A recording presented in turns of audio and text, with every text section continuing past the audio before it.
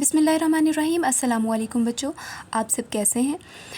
आज हम chapter number 1 में लेक्चर नंबर 7 में science as a collaborative field के टॉपिक को कवर करेंगे। बच्चों, साइंस एज अ सब्जेक्ट अगर देखा जाए तो साइंस जो है वो सिर्फ़ एक साइंसदान का काम नहीं है। इसमें डिफरेंट सारे साइंसदान जो है वो अपना अपना हिस्सा डालते हैं चीज़ों को कि चीज़ों का रिसर्च करने के लिए, चीज़ों को ईजाद करने के लिए।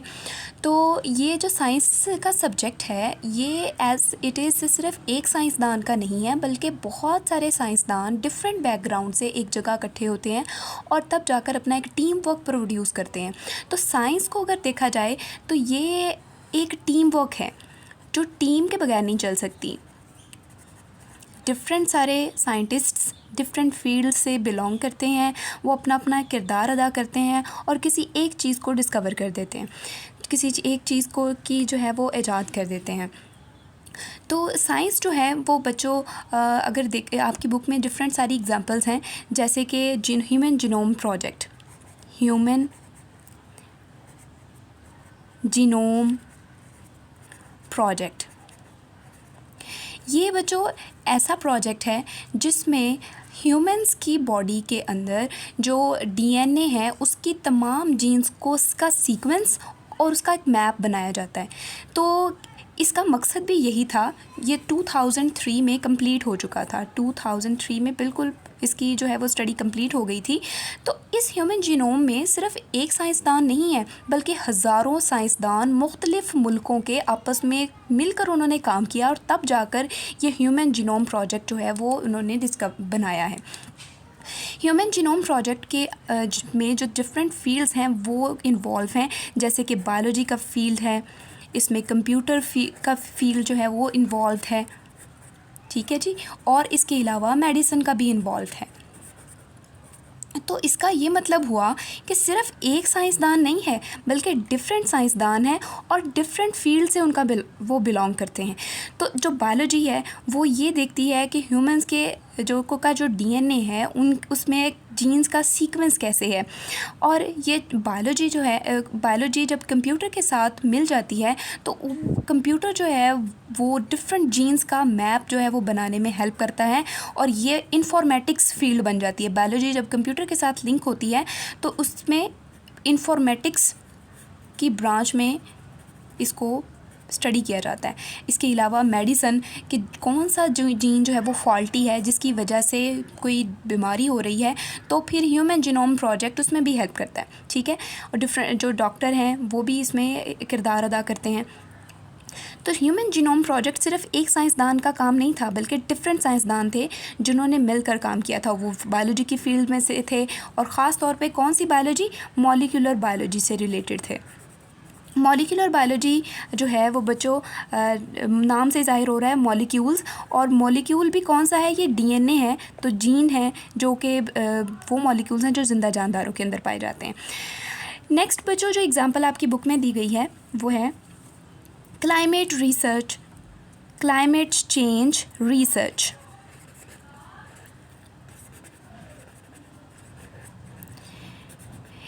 ये वाला जो बच्चों रिसर्च प्रोग्राम है, क्लाइमेट का मतलब होता है, क्लाइमेट चेंज का मतलब होता है किसी जगह में टेम्परेचर, पोल्यूशन या फिर किसी ये जो और जो तरीके हैं जैसे कि ग्लोबल वार्मिंग है, उसकी वजह से अगर कोई परमानेंट चेंज आ गई है और काफ़ी लॉन्ग टाइम से वो चेंज चल रही है तो फिर वो क्लाइमेट चेंज है।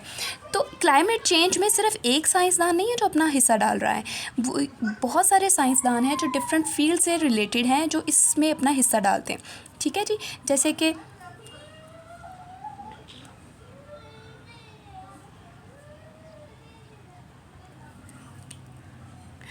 क्लाइमेट चेंज में डिफरेंट साइंसदान अपना हिस्सा डाल रहे हैं, जैसे कि इन्वायरमेंटल साइंस वाले, जो इन्वायरमेंटल साइंस के जो जितने भी साइंसदान हैं वो ये देखते हैं कि इन्वायरमेंट में जो कार्बन डाइऑक्साइड है उसकी रेशो कितनी है, क्या उसका लेवल राइज़ हो रहा है जिसकी वजह से ग्लोबल वार्मिंग हो रही है, टेम्परेचर में इजाफा हो रहा है। इन्वायरमेंटल साइंस के साइंसदान इस काम को देख रहे होते हैं। इसके अलावा इकोलॉजी, इकोलॉजी जो है वो ब्रांच है बच्चों बायोलॉजी की, जिसमें देखा जाता है कि पौधों के ऊपर, एनिमल्स के ऊपर क्या असर हो रहा है इस क्लाइमेट चेंज का। और इसके अलावा बच्चों जो इकोनॉमिक्स है ब्रांच, इकोनॉमिक्स की ब्रांच ये देखती है कि इन जो ज़िंदा जानदारों को कोई इस क्लाइमेट की वजह से क्या क्या नुकसान पहुंचा है। जैसे आप देखते हैं कि क्लाइमेट चेंज की वजह से सैलाब आ रहे हैं, इसकी वजह से जो दिन साल ब साल जो ज़मीन है उसका टेम्परेचर बढ़ता चला जा रहा है। तो इकोनॉमिक्स ये देखते हैं कि उस सैलाब की वजह से जो कॉस्ट वैल्यू है, कितनी हमें अपनी कीमत चुकानी पड़ी है, किस चीज़ की हमें कीमत देनी पड़ी है, जिसकी कितना लॉस हुआ है किसी क्लाइमेट चेंज की वजह से। इकोनॉमिक्स उस चीज़ का अंदाज़ा लगाते हैं।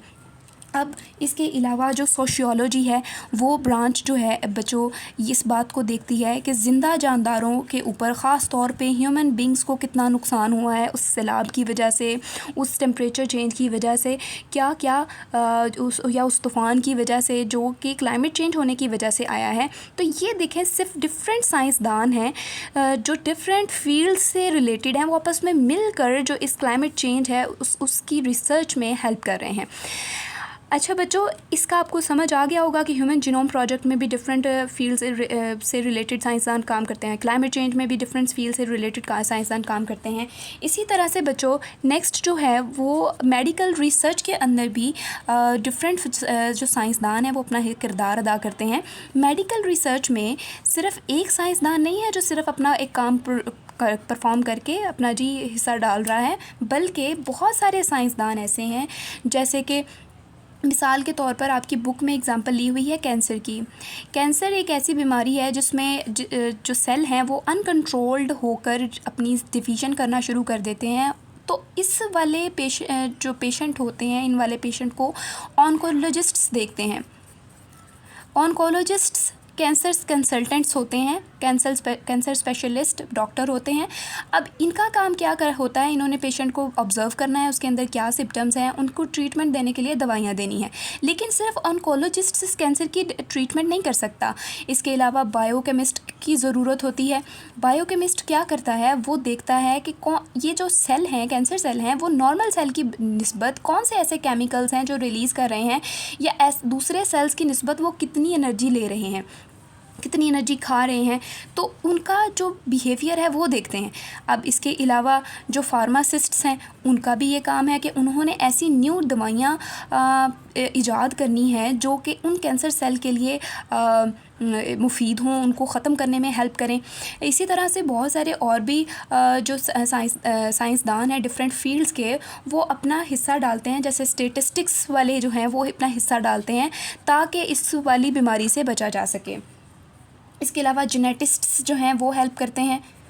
जेनेटिस्ट्स का काम ये होता है कि इन्होंने ये देखना है कि जेनेटिस्ट्स इनका ये काम है कि इन्होंने जो जीन्स हैं जो म्यूटेशन काज करें, जिसकी वजह से जीन्स कैंसर हो रहा है, उस वाले जीन्स का सीक्वेंस को निकालते हैं और उसके ऊपर काम करते हैं कि इस जीन को कैसे ट्रीट किया जा सके, इसकी म्यूटेशन को किस तरह से ख़त्म किया जा सके।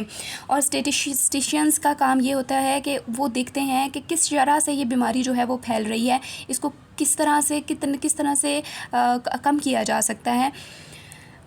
नेक्स्ट बच्चों आपकी बुक में जो एग्ज़ाम्पल है वो है रोबोटिक्स की।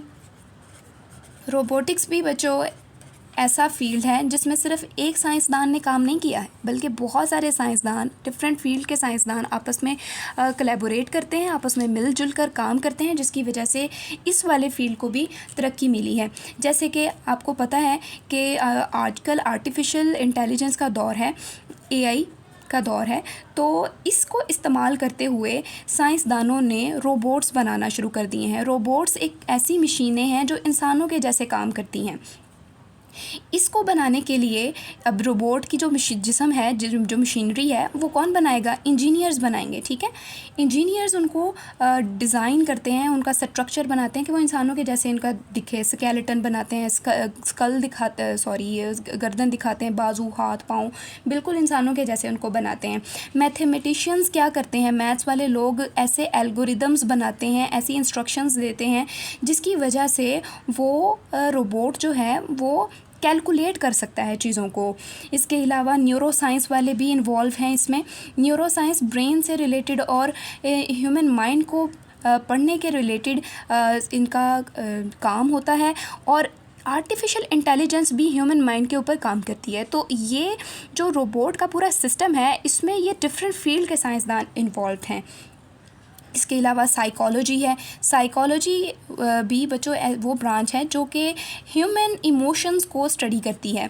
बायोलॉजी की ये ब्रांच है और इसमें इंसानों के रिलेटेड जो है वो तज्ज़िया किया जाता है। अब इंसानों के जो इमोशंस है जिस तरह से काम करती हैं, रोबोट्स को उसी की बेस पर बनाया गया है, तो ताकि वो इंसानों की जो इमोशंस हैं उनको स्टडी कर सकें, उनको देख सकें। तो यहाँ हमें पता चलता है कि सिर्फ एक साइंसदान इन्वॉल्व नहीं है, बल्कि डिफरेंट फील्ड के डिफरेंट साइंसदान इन्वॉल्व हैं, जो कि इन रोबोटिक सिस्टम को इवॉल्व करने में हेल्प कर रहे हैं। अच्छा जी, आखिरी जो आपकी बुक में एग्ज़ाम्पल है वो है स्पेस एक्सप्लोरेशन की। स्पेस एक्सप्लोरेशन बच्चों फील्ड है जो कि सिर्फ एक साइंसदान का काम नहीं है। स्पेस एक्सप्लोरेशन के लिए भी डिफरेंट जो साइंसदान हैं वो काम करते हैं। स्पेस एक्सप्लोरेशन की जो मेजर एजेंसीज़ हैं, एक है बच्चों नासा और दूसरी है ISS। नासा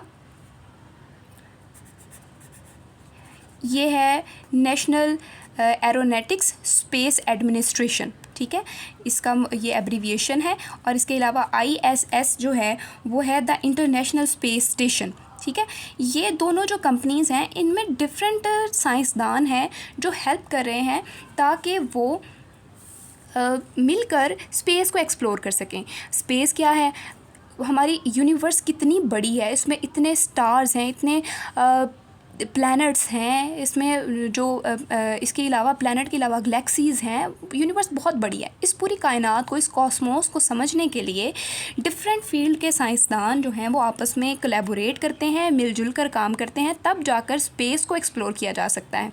मेडिसिन के शोबे से जो रिलेटेड साइंसदान हैं वो ऐसी दवाइयाँ बनाते हैं जो कि एस्ट्रोनॉट्स जो कि खला में जाते हैं साइंसदान, उनके जिस्मों के ऊपर असर पड़ता है। उनके मसल्स, बॉडी और बोन्स स्पेस में जाकर थोड़े और तरह के फील करते हैं, क्योंकि वहाँ पर ग्रेविटी नहीं होती है।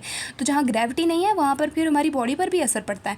तो इस तरह से जब वो वहाँ से स्पेस से होकर वापस आते हैं ना, तो वो यहाँ पर सीधे खड़े भी नहीं हो पाते होते। उनकी बॉडी जो है वो ऐसे ही महसूस कर रही होती है जैसे वो अभी स्पेस में ही है, तो उनको सेट होने के लिए टाइम मिलता है। तो जो दूसरे साइंसदान हैं वो हेल्प करते हैं उनको, ठीक उनका हेल्थ की ज़िम्मेदारी लेते हैं। अब कुछ जो इंजीनियर्स हैं वो क्या करते हैं, स्पेस की जो मशीनरियाँ हैं, रॉकेट्स हैं, सैटेलाइट्स हैं, उनको ईजाद करते हैं, जिसकी वजह से जो साइंसदान हैं वो बाहर उधर स्पेस में जाकर अपनी सारी जितनी भी एक्सप्लोरेशन है वो सारी करते हैं, ठीक है जी। और इसके अलावा प्लानिटरी साइंस जो है वो हेल्प करती है कि किस तरह से जो डिफरेंट प्लैनेट्स हैं वो आपस में कितने कितने फासले पर हैं, कौन सी प्लैनेट के ऊपर लाइफ जो है वो हो सकती है। जैसे अभी कुछ साइंसदान इस चीज़ को भी देख रहे हैं कि मार्स पर जाया जा सकता है, वहाँ पर लाइफ क्या बन सकती है, क्या मून पर हम जगह लेकर रह सकते हैं। तो डिफरेंट इस तरह की जो डिस्कवरीज हैं वो साइंसदान करना चाह रहे हैं। तो ये सारा कुछ प्लानिटरी साइंस हेल्प कर रही होती है। अब इसके अलावा बायोलॉजी जो है वो हेल्प करती है कि क्या वहाँ पर साइंसदान या ह्यूमन बींग्स या फिर दूसरे प्लांट्स एंड एनिमल्स सर्वाइव कर सकेंगे। तो ये सारा कुछ जो है वो डिफरेंट साइंसदान हेल्प करते हैं, तो तब जाकर पॉसिबल है। तो आइए हम इस वाले टॉपिक को, लेक्चर को हम बुक से भी ज़रा स्टडी कर लेते हैं। Science as a collaborative field. Science जो है एक ऐसा मैदान है जहाँ पर डिफरेंट साइंसदान मिलजुल कर काम करते हैं। Science is a collaborative field in which researchers from various disciplines work together to solve complex problems. जो पेचीदा मसले हैं उनको हल करना सिर्फ एक साइंसदान का काम नहीं है। मुख्तलिफ मैदानों से लोग आते हैं, मिलकर एक मसले का हल पेश करते हैं। Interdisciplinary teams can tackle problems more efficiently by leveraging the strengths and expertise of each discipline. तो कहते हैं कि बहुत सारे, इंटरडिसिप्लिनरी का मतलब होता है बहुत सारे मजमूनों के मुतल्लिक, यानी डिफरेंट मजमूनों से वाबस्ता लोग एक टीम बना लेते हैं और फिर उस प्रॉब्लम को हल करने के लिए मोर एफिशिएंटली का मतलब होता है बहुत बेहतर तरीके से, बाय लेवरेजिंग का मतलब होता है फ़ायदा उठाना, द स्ट्रेंथ्स ताकत का, and expertise of each discipline. Her discipline की, हर मजमून की अपनी एक ताकत है। बायोलॉजी की अपनी है, वो उस लिहाज से चीज़ों को हल करता है, केमिस्ट्री की अलग से है, फिज़िक्स की अलग से है। तो इस तरह की जितनी भी डिसिप्लिन की महारतें हैं, उनकी ताकतें हैं, उनसे फ़ायदा उठाया जाता है। किस तरह से? जब इंटरडिसिप्लिनरी टीम एक अच्छे तरीके से एक प्रॉब्लम को हल करने के लिए आगे बढ़ती है। It often leads to quicker and sustainable solutions. Interdisciplinary team फिर किसी भी मसले का एक बरकरार और बड़ा तेज़ी के साथ सल्यूशन पेश करती है, ठीक है। And let's discuss a few examples of interdisciplinary collaboration in science. Human genome project. The human genome project aimed to sequence and map the entire human genome. Human body के अंदर जो डीएनए है उसके अंदर पाए जाने वाले तमाम जीन्स का एक तरतीब देना और उसका एक खाका बनाना, ये ह्यूमन जीनोम का एक एम था, एक मकसद था। मकसद इसलिए था ताकि आने वाले जितने भी मसले हैं जीन से रिलेटेड उनको हल किया जा सके। This project was completed in 2003 और ये 2003 में तकरीबन कंप्लीट हो गया था। It involves researchers from various disciplines including molecular biology, genetics, informatics and computer science. Computer involve है इस चीज़ में, बायोलॉजी की मॉलिक्यूलर बायोलॉजी इन्वॉल्व है, जेनेटिक्स जीन्स की तालीम जो है उसकी स्टडी है वो इन्वॉल्व है, इंफॉर्मेटिक्स बायो प्लस कंप्यूटर आपस में मिलते हैं, बायो इंफॉर्मेटिक्स बनते हैं। और ये कंप्यूटर पूरे इतनी बड़ी जो तरतीब है उसको आसानी से रीड कर सकता है, ठीक है। तो ह्यूमन जीनोम प्रोजेक्ट का ये लोगो है, तो जिसमें केमिस्ट्री, बायोलॉजी, फिज़िक्स, एथिक्स और ये सारा कुछ जो है वो इन्वॉल्व है। Climate change research. Climate change requires collaboration among many disciplines. Climate change वो तब्दीलियाँ हैं जो माहौल के ऊपर बड़ी देर तक असरअंदाज होती हैं और लॉन्ग टर्म चेंजेस होती हैं, और इसमें कहते हैं इसकी रिसर्च के लिए मुख्तलिफ डिसिप्लिन्स आपस में जुड़ जाते हैं, सच एज़ एटमॉस्फेरिक साइंस देखती है कि कार्बन डाइऑक्साइड की कंसनट्रेशन कितनी हो गई है, टेम्परेचर किस तरह से बढ़ रहा है, ग्लोबल वार्मिंग हो रही है, किस वजह से हो रही है, ये सारा कुछ एटमॉस्फेरिक साइंस देखती है। इकोलॉजी ये देखती है कि पौधों के ऊपर क्या असर पड़ रहा है, एनिमल्स के ऊपर क्या असर पड़ रहा है, उस जगह की बायोडाइवर्सिटी पर क्या असर पड़ रहा है। इकोनॉमिक्स ये देखते हैं कि उस जगह की को क्या कीमत देनी पड़ रही है, उस जगह के जानदारों को उस जगह को क्या कीमत चुकानी पड़ रही है जिसकी जो क्लाइमेट चेंज की वजह से। और सोशियोलॉजी ये देखती है कि ह्यूमन बींग्स को क्या नुकसान हो रहा है, ह्यूमन बींग्स का उस वजह से, जैसे अब सैलाब है उसकी वजह से बहुत सारे इंसानों के जो हैं वो घर ख़त्म हो गए हैं, उनकी ज़मीनें जो हैं वो तबाह हो गई हैं।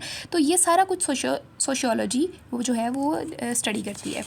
नेक्स्ट है बच्चों, एग्जांपल आपकी बुक में दी गई है जो कोलैबोरेटिव फील्ड से रिलेटेड है, that is medical research. Medical research often depends on interdisciplinary collaboration. सिर्फ एक डॉक्टर नहीं है जो सिर्फ रिसर्च उसको कंप्लीट कर सकता है, एक साइंसदान नहीं है जो सिर्फ उस मेडिकल रिसर्च को कंप्लीट कर सकता है, उसके लिए डिफरेंट साइंसदानों की ज़रूरत है। जैसे कैंसर की रिसर्च इन्वॉल्व्स ऑन्कोलॉजिस्ट्स, कैंसर कंसल्टेंट, ये डॉक्टर है जो स्पेशलिस्ट होता है कैंसर के पेशेंट्स के लिए। बायोलॉजिस्ट्स रिक्वायर है, बायोलॉजिस्ट ये देखते हैं कि कैंसर सेल किस तरह से ग्रोथ करते हैं नॉर्मल सेल की निस्बत। बायोकेमिस्ट्स देखते हैं कि वो किस तरह के केमिकल्स रिलीज़ कर रहे हैं वो कैंसर सेल्स, और किस तरह से वो एनर्जी ले रहे हैं दूसरे नॉर्मल सेल्स की निस्बत, और उनको कैसे रोका जा सकता है। जेनेटिस्ट्स ये स्टडी करते हैं कि कौन से जीन्स में कौन सा मसला है, कौन सा जीन किस वजह से कौन सा कैंसर काज कर रहा है, उसको देखते हैं। फार्माकोलॉजिस्ट्स देखते हैं कौन सी दवाइयाँ ज़रूरी हैं उस मरीज़ को ठीक करने के लिए। स्टेटिस्टिशियंस देखते हैं कि उस ड्रग का कितना फ़ायदा हो रहा है, कितने लोगों को उस ड्रग का फ़ायदा हो रहा है, कितने को लोगों को नहीं हो रहा। ये सारा कुछ मिलकर मुख्तलिफ साइंसदान आपस में काम करते हैं।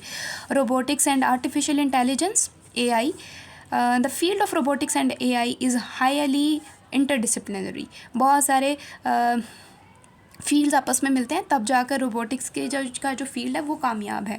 It involves computer science, engineering, mathematics, neuro science and psychology.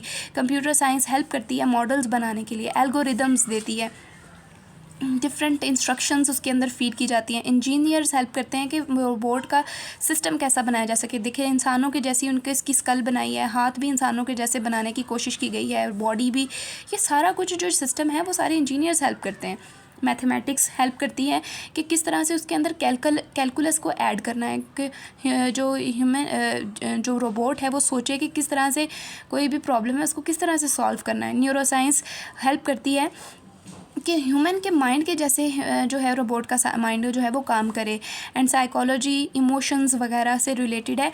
जो रोबोट्स हैं वो इस काबिल भी हो गए हैं कि वो इंसानों के इमोशंस को समझकर उसके हिसाब से उसके मुताबिक आंसर देते हैं। This collaboration has led to significant advancement. ये जितनी भी कोलैबोरेशन है आपस में मिलजुल कर काम करना है, इसकी वजह से बहुत ज़्यादा जिद्दत आई है रोबोट्स के सिस्टम में। रोबोट के अंदर बहुत ज़्यादा आगे आगे एडवांसमेंट्स हुई हैं, तरक्की हुई है। ऑटोनोमस व्हीकल्स आ गई हैं, ऐसी गाड़ियाँ बन गई हैं जो इसको ड्राइवर की ज़रूरत नहीं है और वो खुद ब खुद काम करती हैं अपनी इंटेलिजेंस की बेस पर। उसके अंदर जो इंटेलिजेंस फीड की गई है, machine learning process and natural language process. अब मशीन क्या करती हैं, वो देख लेती हैं, वो लर्न करती हैं ऑब्ज़र्व करके, और नेचुरल लैंग्वेज प्रोसेस और जो नेचुरल लैंग्वेज है उसको भी डिडक्ट करती हैं, उसको समझती हैं और उसके मुताबिक काम करती हैं। Space exploration organisations like NASA and the international space station ISS involves scientists from various fields including astrophysics. Astrophysics वो फिज़िक्स है जो कि स्पेस से रिलेटेड है, कि देखती है कि स्पेस के अंदर किस तरह से जो है एस्ट्रोनॉट्स सर्वाइव कर सकेंगे। प्लानिटरी साइंस जो है वो देखती है कि कौन से प्लैनेट के ऊपर साइंस लाइफ जो है वो पॉसिबल हो सकती है। इंजीनियर्स हेल्प करते हैं सैटेलाइट्स बनाने के लिए, रॉकेट्स बनाने के लिए और दूसरी मशीनरी बनाने के लिए जो स्पेस में काम आती हैं। बायोलॉजी हेल्प करती है कि जो साइंसदान वहाँ गए हैं या प्लांट्स वगैरह वहाँ पर क्या सर्वाइव कर सकते हैं। एंड ये सारे फील्ड्स आपस में मिलते हैं। और मेडिसिन का फील्ड ये देखता है कि जो साइंसदान वहाँ पर गए हैं उनकी क्या हेल्थ ठीक है। ये सारी कोलैबोरेशन हेल्प करती है इन्वेस्टिगेट द कॉस्मोस। हमारी जो कायनात है उसकी को तहकीक करने में ये डिफरेंट कोलैबोरेशंस जो हैं वो एक दूसरे के साथ जुड़कर काम करना, ये साइंसदानों को इस काबिल बनाती हैं। ठीक है जी, तो ये था इस आज का टॉपिक। तो अगला जो टॉपिक है साइंटिफिक मेथड वो हम नेक्स्ट टॉपिक में कन्वर करेंगे। तो अल्लाह हाफिज़।